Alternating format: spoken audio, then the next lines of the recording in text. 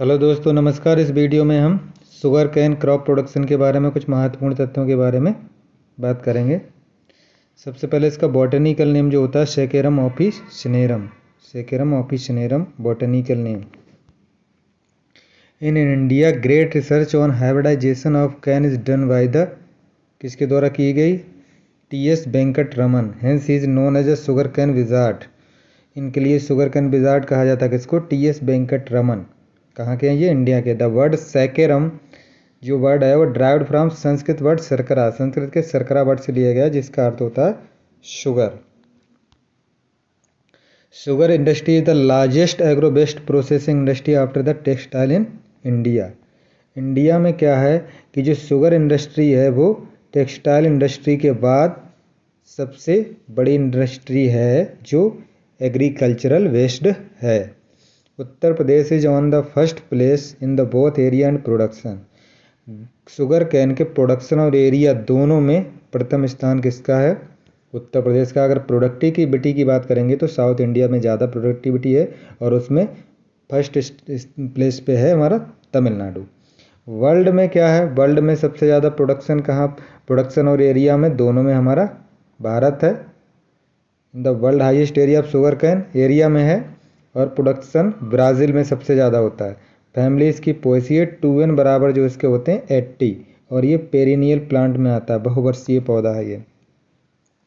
Inflorescence जो होता है इसका उसे हम किस नाम से जानते हैं? एरो। एरो बहुत पूछा जाता है, एरो नाम से जानते हैं।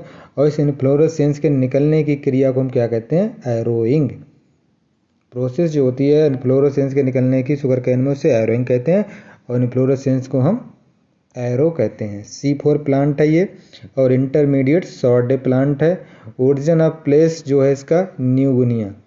न्यू गिनिया जो है इसका ओरिजिन ऑफ प्लेस है। क्लासिफिकेशन की अगर बात करेंगे इसकी जो प्रजातियां जातियां हैं, there are 3 cultivated and 2 wild species. तो कल्टिवेटेड में सबसे पहले Saccharum officinarum, Saccharum barberi, Saccharum sinense. Saccharum officinarum को हम नोबल कैन नाम से जानते हैं और this is a tropical cane. क्या ये? ट्रॉपिकल है। This thick and juicy. इसका स्टेम जो होता है, कैन जो होता है वो थिक होता है और जूसी होता है और लो फाइबर कंटेंट। इसमें फाइबर कंटेंट कम होता है और शुगर ज़्यादा होता है, जूस ज़्यादा होता है, रस ज़्यादा होता है इसमें। और 2n बराबर इसमें 80 होते हैं सैकेरम ऑफिसिनेरम में। सैकेरम बारबेरी जो है ओरिजिन इज इंडिया, इसका उत्पत्ति स्थान इंडिया है और नोन एज इंडियन कैन। इसको इंडियन कैन कहते हैं सैकेरम बारबेरी को। और low sucrose and high fibre content, इसलिए ये मीठा कम होगा। 2n बराबर 82 से लेकर के 124 तक होते हैं। सैकेरम साइनेंसिस ये चाइनीज़ कैन इसको कहते हैं। मीडियम सुक्रोज होता है इसमें, स्पेलिंग गलत है सुक्रोज की, सुक्रोज होता है। हाई क्या है? Sugar content, sorry high fibre content. Medium sucrose है ये, पावर नहीं, ये हो जाएगा फाइबर, हाई फाइबर कंटेंट। उसके बाद है वाइल्ड स्पीसीज इसकी दो कौन सी हैं? सैकेरम स्पॉन्टेनियम जो है very low sugar and very high fibre content, और सैकेरम रोबस्टम जो है इसमें बहुत ही शुगर कम होता है, ये मीठा कम ही होता है। 1 year old top 1/3 to half, ऊपर का जो 1/3 हिस्सा होता है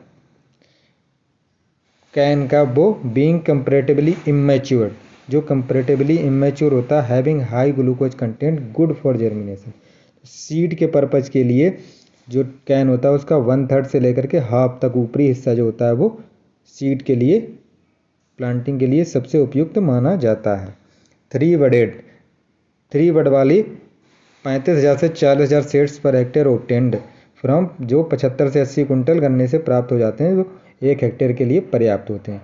सेड्स should be treated with 0.5% solution of Aglol और एरीटॉन। एगलॉल या एरीटॉन के 0.5% सोल्यूशन से इनकी प्लांटिंग से पहले इसका ट्रीटमेंट करना चाहिए। ऑटम प्लांटिंग अक्टूबर इन नॉर्थ इंडिया। ऑटम प्लांटिंग जो होती है वो अक्टूबर में होती है नॉर्थ इंडिया में। अर्साली प्लांटिंग होती है वो जून जुलाई में होती है और ये नॉर्थ इंडिया में नहीं होती है, साउथ इंडिया में होती है। और इसमें लगभग 18 महीने फसल को पकने में लगते हैं अर्साली प्लांटिंग में। इरिगेशन स्टेजेस की अगर बात करें तो इरिगेशन स्टेजेस में germination stage, formative stage, ground growth stage और मैच्योरिटी स्टेज। जर्मिनेशन स्टेज है 0 से 60 days of plant test after planting. DAP का मतलब days after planting. Formative stage जो होती है, जिस सबसे ज़्यादा इसमें वाटर की रिक्वायरमेंट सबसे ज़्यादा होती है हमारी फॉर्मेटिव स्टेज में। और ग्रांड ग्रोथ ये 130 से 250 दिन। उसके बाद है ratooning of sugar cane. Sugar cane की जो रेटूनिंग होती है, it is economical to take only one ratoon crop. केवल एक ही जो हो वो लाभकारी होती है। In ratoon crop 20% more nitrogen required as compare to planted crop. जो प्लांटेड क्रॉप होता है उसमें रेटून में 20% नाइट्रोजन की अधिक आवश्यकता होती है रेटून में प्लांटिंग की अपेक्षा। Artificial ripening of sugar cane by use of Polaris या ग्लाइफोसिन, जिसमें ग्लाइफोसेट होता है, ग्लाइफोसिन होता है, इसमें at the rate of 5 kg AI per hectare. AI per hectare active ingredient जो होता है 5 kg पर हेक्टेयर के हिसाब से स्प्रे करेंगे तो उसको हम समय से आर्टिफिशियल उसको मैच्योर कर सकते हैं। ब्लाइंड होइंग क्या होती है? An important practice. Blind hoeing क्या है? गन्ने में की जाने वाली important practice in sugar cane going after planting, जो प्लांटिंग के बाद और जर्मिनेशन से पहले की जाती है बीड कंट्रोल के लिए। इसमें अगर बारिश हो जाती है तो उससे वजह से एक पपड़ी बन जाती है, तो उस पपड़ी को तोड़ने के लिए भी ब्लाइंड होइंग की जाती है। Brix ratio. Sugar cane considered mature if brix value और रेफ्रेक्टोमीटर रीडिंग इज 16 to 18। अगर रेफ्रेक्टोमीटर या ब्रिक्स वैल्यू या रेफ्रेक्टोमीटर जो होता है उसकी रीडिंग अगर 16 to 18 है तो शुगर कैन मैच्योर मान लिया जाएगा। For brix reading juice should be taken from middle portion of stalk. जो स्टेम होता है, जो शुगर कैन होता है, उसके मिडिल पोर्शन से जूस लेंगे जब ब्रिक्स रीडिंग हमें लेनी होगी। फेलिंग टेस्ट क्या होता है? फेलिंग टेस्ट फॉर मैचुरेशन, ये भी मैचुरेशन के लिए किया जाता है।